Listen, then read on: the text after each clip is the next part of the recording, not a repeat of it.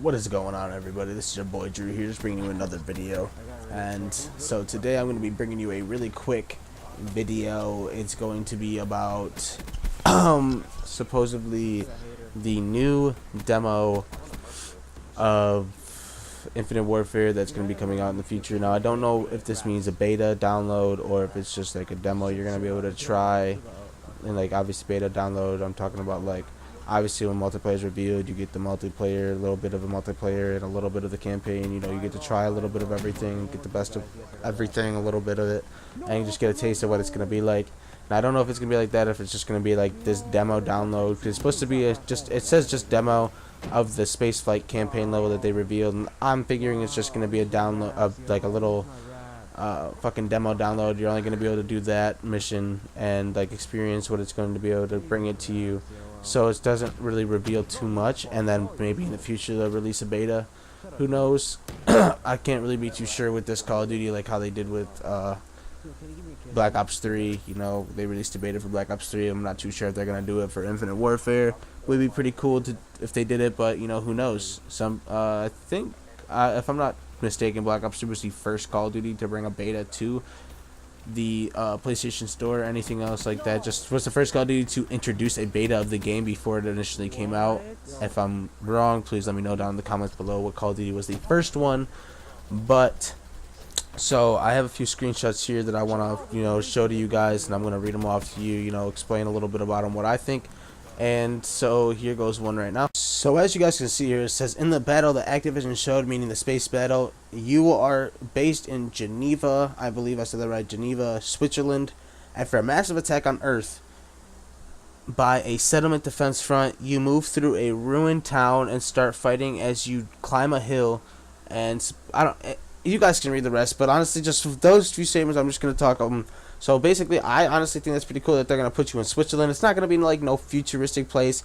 It's obviously Geneva, Switzerland exists now, and that's pretty cool that they're going to put it in like a futuristic but also a current setting. To me, that's kind of dope. They could just put it all in space, guys. They could have been all different planets. Didn't even have to be in Switzerland. Just kind of appreciate the kind of bringing you like a little bit of a realistic setting, just more of like a futuristic time, what they feel like it's going to look like and how the war is going to adapt. Just kind of keep that in note. So on to the next thing. I'm going to kind of show you guys another one here. It's all on the same website. All talking about this demo download. It was just posted today, so it's all updated information of what they believe is going to be put into the game. And so here comes another one right now. So the screenshots from now on are going to be like a question and answer survey off of this thing from the developers of Infinite Warfare, Jacob Minkoff, I believe his name is, or Minkoff, and Chad Finley. Two pretty dope guys. You guys see the picture right here. So it says, you said there are assists in the dogfighting part. How does that work? He said you have full control throughout the entire thing as you are flying around. But if you lock onto an enemy, the computer system of your Jackal, I believe it says, helps you stay behind the enemy so that, they say they can do really cool fights by big ships or threading the needle between, I don't even know what this says, honestly. I'm reading it off of a small screen. But honestly, just for what I said, I honestly think that's a pretty dope addition. Because if you guys think about it, dogfighting has never been in Call of Duty. And even though all the old Call of Duty settings, they never allowed us to just hop into a plane and shoot people. That was what Battlefield was for. When Battlefield introduced that, that's kind of what brought a lot of people over from Call of Duty, because it kind of gave it like a little bit of a more realistic feeling that you could just hop into a plane and just start shooting some people down, like on multiplayer and shit too. And I get that's pretty dope, and I think it's pretty cool that that the new Infinity Ward developers are going to try to bring that to Call of Duty and see how it works. And on top of that, I don't really know how I'm going to feel if it's in multiplayer, because I can dig it in the campaign, because obviously campaign is going to be more of a futuristic setting than the multiplayer itself. And that's what I'm really looking forward to, is to see how the multiplayer is itself, because I'm not really a campaign player. I obviously play the campaign right as soon as the game comes out to kind of get it over with, and then I grind multiplayer, and then I'll probably grind zombies depending if I'm interested in zombies in this game. This game officially didn't really catch my eye with the zombies. It was fun for like the first few days, but then after that I just kind of gave up. So off of that topic, I'm going to give you this next screenshot. It's going to be, I think a few more. It's obviously a question and answer, but I think it has more than the first one. So here it goes right now. So in this next screenshot, as you can see, GameSpeed says what would you say is the balance between these ground missions and the space missions? So Chad Finley obviously had to say it's kind of all over. It's whatever works best for the story we are telling and the pace we want to maintain. We have a main story that takes you from Earth up into space, into some other planets and moons, and then you might come back down to Earth at some point. Then you have these side missions that are all about these large capital ships you have to take out, and those have a lot of variety to them as far as the amount of dogfighting you have and the amount of fighting inside the ships and so on.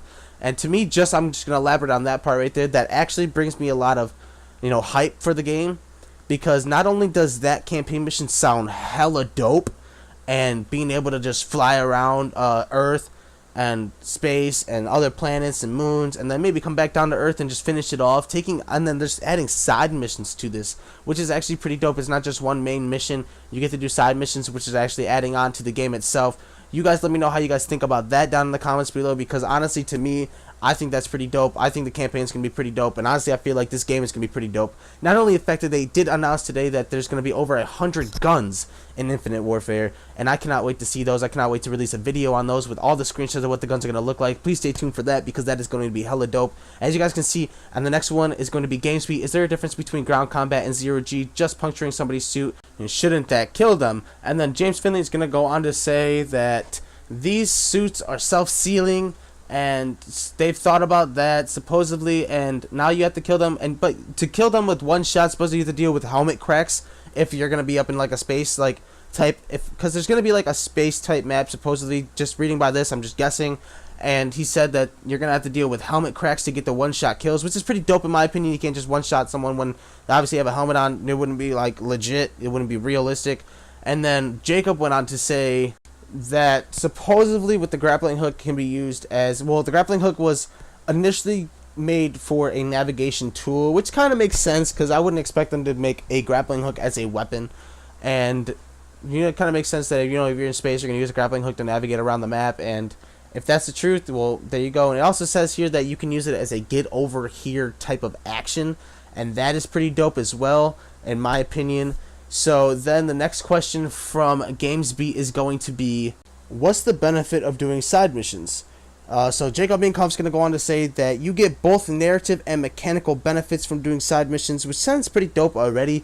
I'm not going to lie. He says side missions give you additional weaponry, equipment upgrades, cosmetic upgrades, general progression stuff, and they also get you enemy intel that helps you target enemy forces better.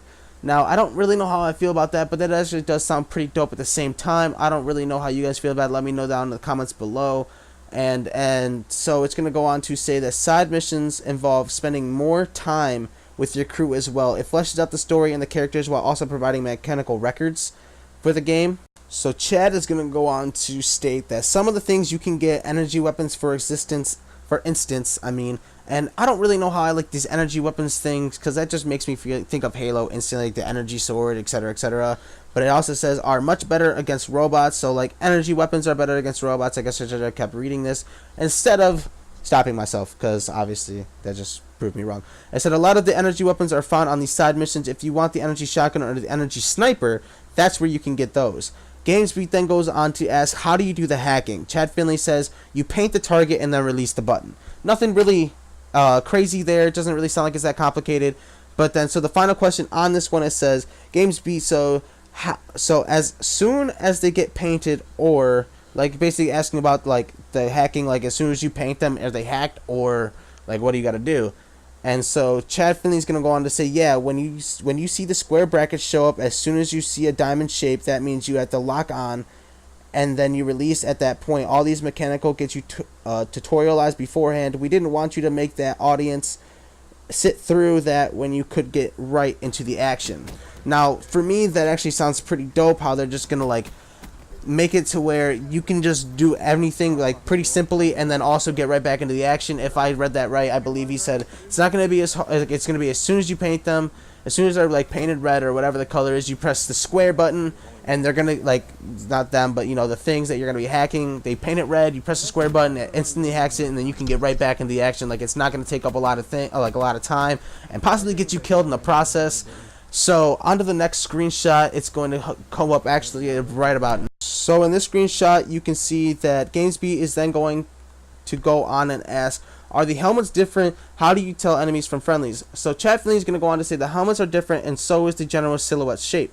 So honestly, in my opinion, that just obviously means that since this is campaign, you're obviously going to look at the enemies. They're going to have a different color, a different shape helmet, maybe have different designs on it, or you guys get the picture. You guys can paint the picture of what I'm talking about. And friendly's obviously going to have, you guys are all going to have the same helmet. Possibly not. Possibly just have like all different helmets that just friendly coloring. And then obviously maybe I don't really know how that's going to work, but honestly to me, I just feel like you guys are going to have the same helmets of the same color. They're going to have the same helmets of the same color, and that's how you tell them apart. And maybe see different spacesuits. That actually sounds pretty dope as well. So then GameSpeed's going to go on and say, you've done ground combat in all of your games before, but the spaceships are new.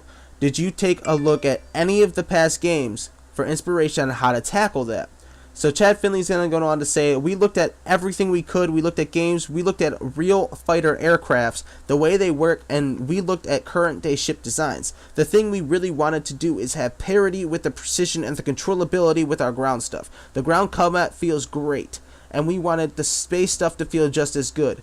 We went through 2 years of iteration on that control system. Now, to me, guys, it kind of makes me mad when people be dogging Infinity War, saying that they didn't listen to us. They're bringing another futuristic Call of Duty. They don't care about anything but money. You guys have to realize this has been in works since Ghost, and they knew that futuristic Call of Duty was coming up, so they obviously had to make a futuristic Call of Duty. They didn't know anyone was not going to like it until 2 years of them making this game already. And not only did they spend 3 years making this game, 2 of those years went into the controlling system of these aircrafts to make them as realistic as they possibly could be for these Call of Duty fans. You guys have to give these guys props. They're doing a lot to make you fans happy, as well as myself, and I'm already really hyped for this game. I can't wait for it. It's just probably because I'm a Call of Duty nerd. But anyway, and then GamesBeat's going to go on and ask, flying the ship seems like an extension of on-the-ground Call of Duty controls. Jacob is going to say, in atmosphere you need lift to keep going forward. That's why you get that Top Gun Ace feeling of constantly moving forward. But in space, in a vacuum, you have reaction control system or RCS thrusters, because you don't have to worry about losing lift. You basically have strafe controls. What we did with the Jacko, whenever you're pressing forward, you have Top Gun style flight controls, but the moment you pull back and brake, then you have RCS controls. You just strafe up and down or left and right. It's full parity with what you can do on the ground. Sprint becomes boost, cross becomes down, jump is up. You are circle strafing around that destroyer. The slower the enemy is, those destroyers move slowly compared to the skeletons, which are fast. That inherently makes you use one control stream or another. And to me, that actually sounds pretty dope, guys. Let me know how you guys feel about that down in the comments below. Like I said, these spaceships, and the more I read about the spaceships, they're kind of making me more hyped for the spaceships.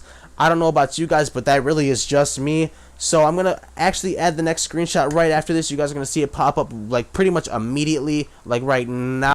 So in this next screenshot, as you can see, GamesBeat is going to go on to ask these Infinity War developers, in space, it would seem like you need to invert the controls if you are using the pulling back, if you are used to pulling back on a flight yoke. But it looks like it is not necessary. Is the speed still the same, 60 frames per second? So Chad is going to say, yeah, we always shoot for 60 frames per second every time. Now, to me, I get that's a decent amount. That's like the perfect amount for a video game. I don't know if upping that is going to be worse or lowering it would be. I don't really know how that works. I don't, like, if they could up the frames per second, would that be better for us to capture stuff on the game? Like, you know what I'm saying? Like, a little bit of lag would, like, get depleted. You guys let me know down in the comments below if I'm just being retarded or not. I shouldn't have said that word. I'm really sorry, guys. So then Jacob's going to say, the big challenge here is how do you make something that looks awesome, that has a new lighting system with physically based rendering and lit particles and all these things we are doing to look next gen, but still do it at 60. That's been a huge engineering task, but our team has done a really good job at that especially, and that's where I got to give them props, because if it is a challenge for them, it really is hard to get all these rendering controllers to be at 60 frames per second. I just hope it does look as nice as they want it to, because it's having to do it in 60 frames per second only. And if it doesn't look as nice as they want it to, I feel bad for them. But if it comes out perfectly for them, well, good for them, and I'm going to be really hyped to play this game. But anyway, GamesBeat is going to go on to say, is the announcement of things like Project Scorpio or other upgraded hardware kind of a relief to you guys? Minkoff goes on to say, I think everyone's still focusing on PlayStation 4 and Xbox One. We're doing PC as well, but no matter what, we have to make the current platforms run it at a full 60. GamesBeat's then going to go on to ask them, what are some things we should be looking out for in Call of Duty Modern Warfare Remastered? I thought Soap's face looked very good, better than the old one would have been. Finley said, we redid so much of the game. That's basically all I can say, and if that's all I can really say, well then that just makes me also very, very, very hyped for the game. Also, guys, you guys do know that you guys pre-ordered the game in very specific location or off of the PlayStation Network. You guys can get the campaign of Modern Warfare Remastered 30 days early. I know I just pre-ordered it off of the PlayStation Network, so I can make sure I get that, especially because I don't really like playing the campaign that much. So if I can get it 30 days early, I can knock it out of the park and enjoy some of the game that it's going to feature. So I'm going to then just continue this because obviously the screenshot just went away. I'm sorry, guys. Left it on there for as long as I could. So Minkoff is then going to say that if you do side-by-side screenshots on that, we've released some stuff from the press conference, and I'm sure people out there are doing comparison. Everything is rebuilt, new characters, new environments, new physical effects, new lighting engine. Everything is completely rebuilt. If you look at them side-by-side, it'll blow your mind. It's not just an HD up-res, it's a rebuild. And to me, that is completely crazy, because I have seen some screenshots, side-by-side screenshots, and that is like, it literally is pretty ridiculous how much they have done to it. So I don't know what they mean by new characters. I hope it just means like it's like a new like HD version of the characters, all the same character names and everything, basically all the same characters, but they just kind of look a little bit different now. I don't know if that's what they mean, but if it is, kind of let me know down in the comments below of what it is. You guys know that I'm very interested in always hearing your guys' comments. So anyway, guys, I'm probably gonna get out of here very shortly. I hope you guys have a great day. Always stay positive. Always keep yourself blessed, because you can never know.